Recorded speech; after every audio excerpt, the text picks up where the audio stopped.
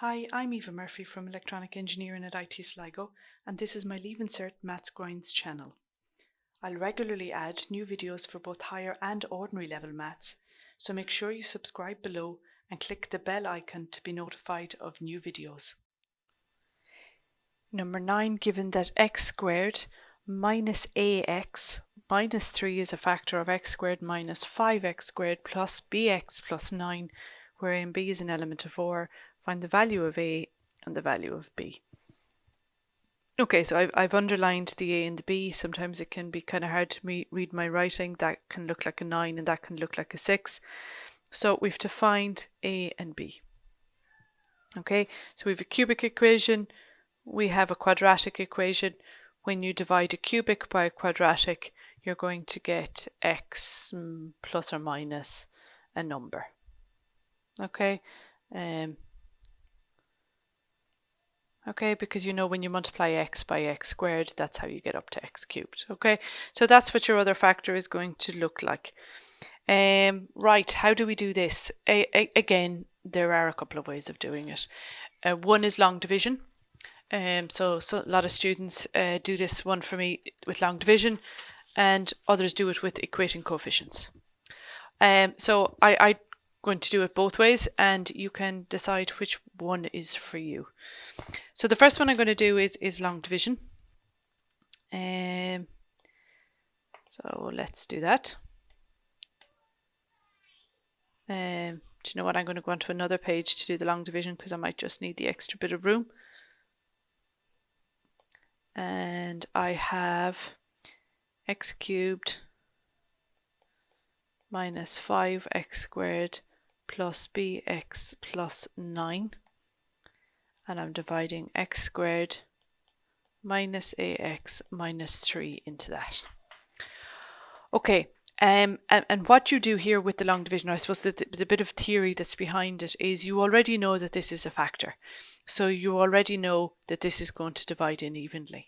Okay, so therefore, when it's a factor, I'm going to use the fact that my remainder is 0 when it's a factor. Okay, and that will become clear in a minute. It'll be in terms of a and b, so it's not the most straightforward. Okay, so let's long divide. What must I multiply by x squared to bring it up to x cubed? So it's going to be an x, and I need to multiply that x by everything on the outside. Okay, so I end up with x by x squared is x cubed, x by minus ax is minus ax squared, x by minus 3 is minus 3x. Put a line under it, change the sign, change the sign, change the sign. X cubes cancel, and then let's subtract. So I have minus 5x squared plus ax squared. I can't really combine them because I don't know what that is. I then have plus bx plus 3x. Again, a letter and a number, can't really combine them. And let's also take down the plus 9. Okay. We're finished with the x now. And we're going to cancel the x squares next. Okay, because that's how these works. You cancel the x cubes, you then cancel the x squares, you then cancel the x's. Okay, and so on and so forth. Okay, so the x squares then, I have 2 of them. Okay, so I need both of these to cancel in one fell swoop in the next step. So to see what I need to, or what I need to multiply by this x squared that will cancel the 2 of these at the one time, I group these together. So what you do then is I might just change colour so you can see what I'm doing. I take the x squared outside. In other words, I factor out the x squared. Okay, and the rest of it stays the same. I don't do anything with the rest of it. I may end up factoring that out at some stage, but for now it's fine. So what do I need to multiply by x squared to cancel this term here? Well, now it's easier to see that I must multiply it by minus 5 plus a.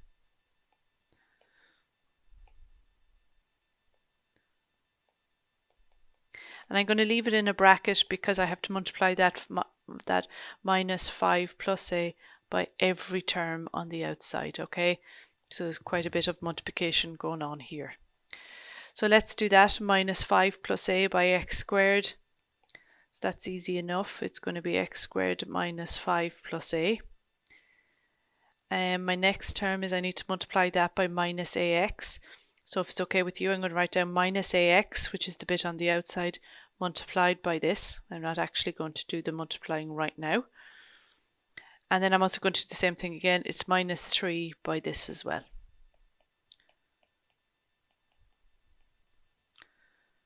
Okay, so let's multiply this out. I'm not going to bother doing this one because it's going to cancel.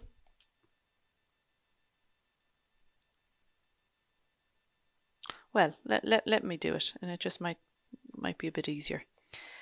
So minus 5x squared plus ax squared plus 5ax minus a squared x plus 15 minus 3a. I'm just going to run across that now with my head and just double check my signs. Yeah, that looks good. Okay, like we always do, my next step is to change all the signs all the way across. So he's going to become a plus, he's going to become a minus, he's going to become a minus, he's going to become a plus, he's going to become a minus, he's going to become a plus. So let's put a line under him. And what I'm comparing now is this line up here and this line here.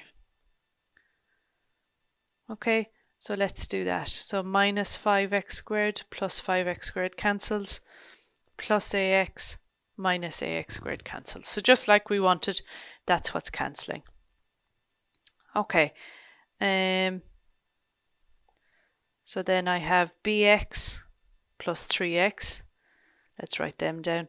So bx plus 3x, let's write down all the x's, minus 5ax plus a squared x. Okay, so it's them combined with them, okay?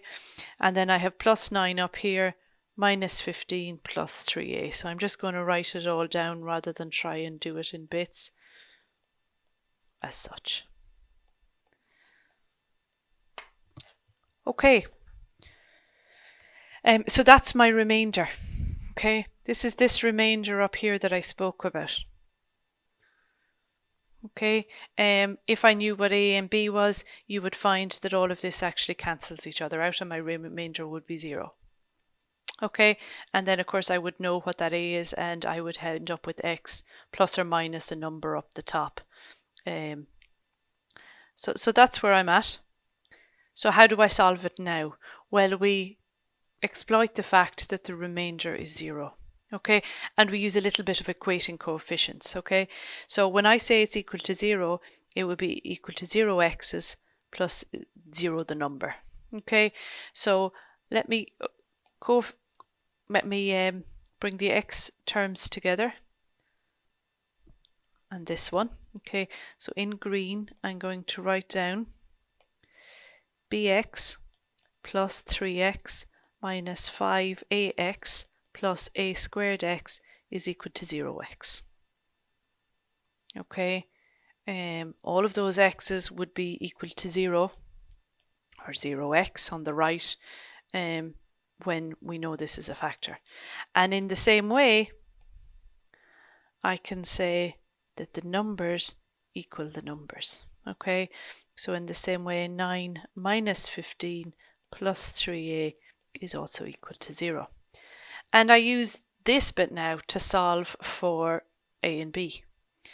So this bit has b and a in it, so I'm going to leave that till the end. I'm going to do this bit first because it just has the letter a in it. So 9 minus 15 is minus 6 plus 3a is equal to 0. Let's solve this for a.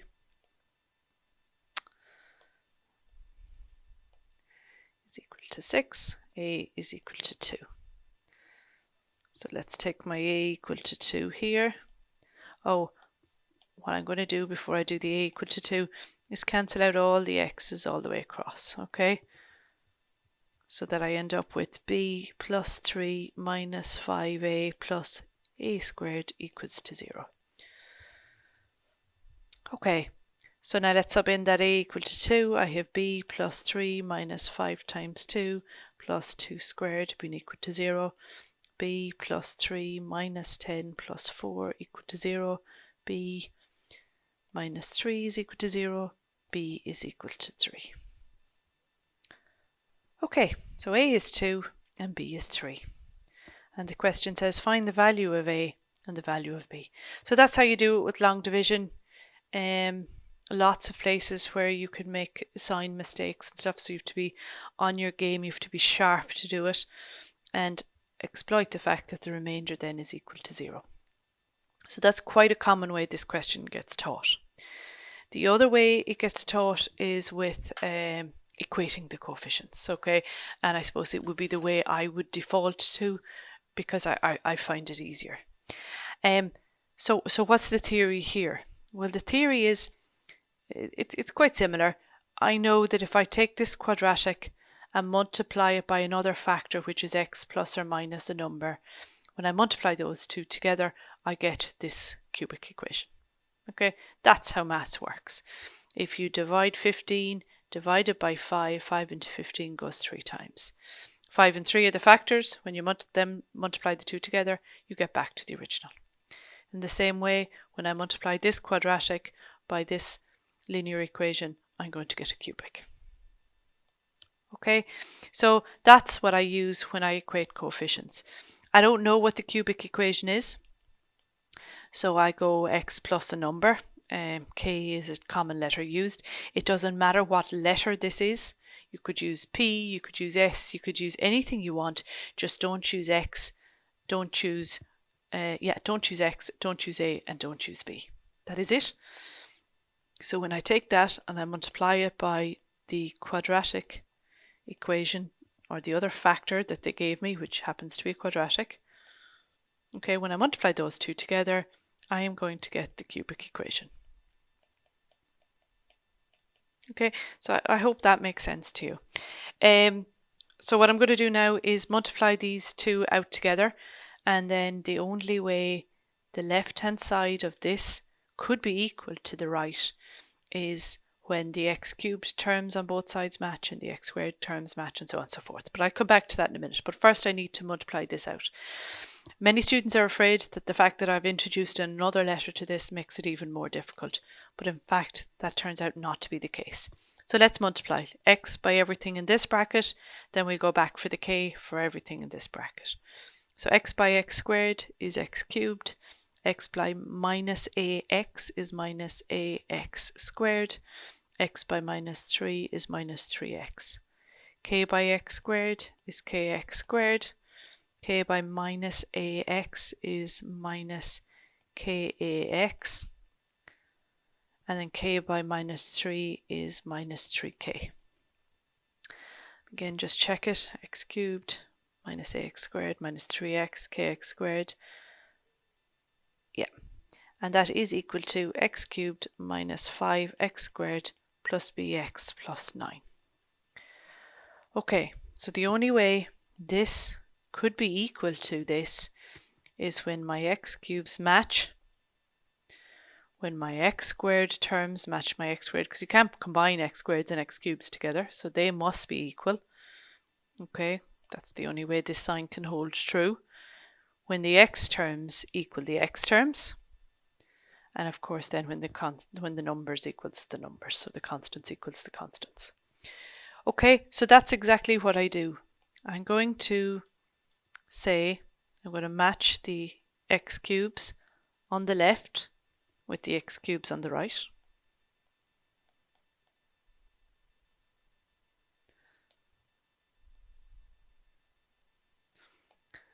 I'm then going to match the x squareds on the left with the x squares on the right.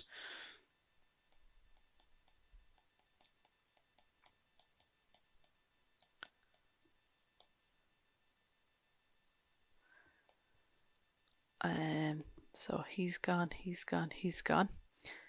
I'm then going to do the x's with the x's.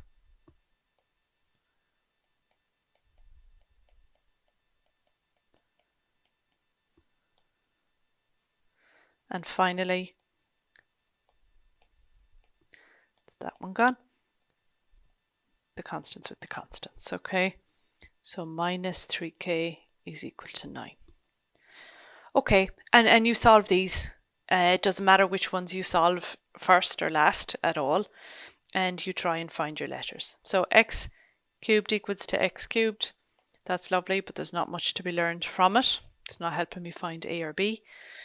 We cancel the x squares here, because again that just helps us figure out, it's like you divide across by x squared. This one will divide across by x and it'll cancel all the x's. And you'll find when you look at some solutions that people don't write down this top line, they go straight for this line here. And that's okay too. You just have to be careful you're writing them down. And then this one is fine. Okay, so let's look and see what's easiest. 2 unknowns in this one, a and k. 2 unknowns, 3 unknowns in this one, k, a and b. 1 unknown in this one. So always when there's one unknown, we can solve it. So minus 3k is equal to 9. Let's divide both sides by that minus 3. And we get k is equal to minus 3. Okay, now it's not a solution. It wasn't one of the letters that we were asked for.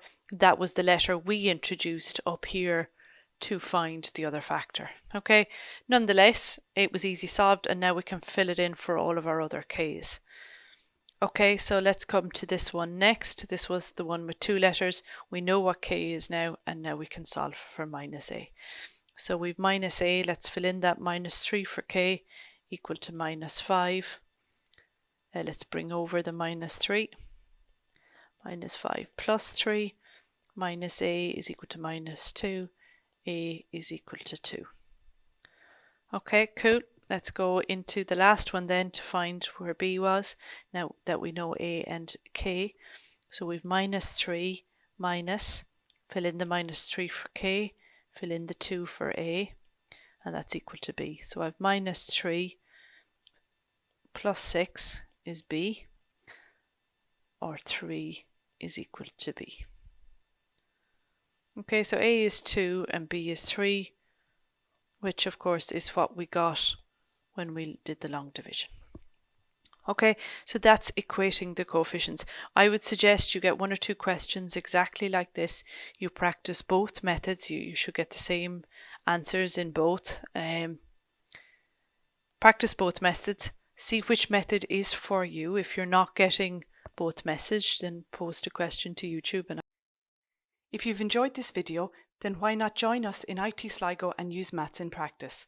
In conjunction with industry, we've designed an exciting new program in electronics and self-driving technologies, which uses cutting-edge techniques such as artificial intelligence, computer vision, and virtual and augmented reality. You'll need a H5 in Maths to qualify. Check out the link below.